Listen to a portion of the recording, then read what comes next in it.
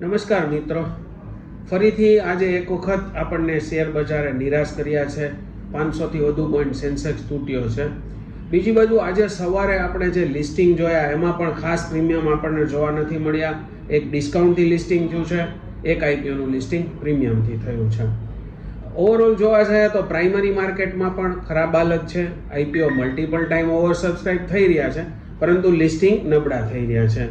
આજની જ વાત કરીએ તો મેઇન બોર્ડ આઈપીઓમાં 250-300 ટાઈમ એચએનઆઈમાં ભરણું આવે છે. બીજી બાજુ રિટેલમાં 2 આઈપીઓ હતા એસએમઈના, એમાં પણ રિટેલમાં ભરણા ખૂબ જ સારા આવ્યા છે. એટલે સબસ્ક્રિપ્શન ખૂબ સારા થઈ રહ્યા છે. એસએમઈના પણ સબસ્ક્રિપ્શન સારા થઈ રહ્યા છે, મેઇન બોર્ડના પણ સબસ્ક્રિપ્શન સારા થઈ રહ્યા છે.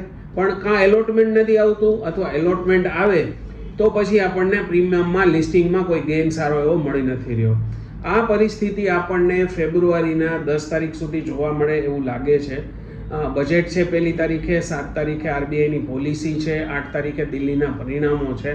એટલે 1 મહિનો એવું લાગે છે કે બજાર કોન્સોલિડેશનના તબક્કામાં છે અને પ્રાઇમરી માર્કેટમાં ખાસ એવા કોઈ મોટા પ્રીમિયમો જોવા નથી મળ્યા, વોલ્યુમ જોવા નથી મળતા. હા, સબસ્ક્રિપ્શન વધારે છે અને એલોટમેન્ટ આવતા નથી, અને એલોટમેન્ટ આવે તો લિસ્ટિંગ ગેઇન સારો નથી આવતો. એટલે એવું કહી શકાય કે 1 મહિનો ઇન્વેસ્ટર માટે આ થોડો કપરો સમય છે જે આપણે કાઢવો રહ્યો.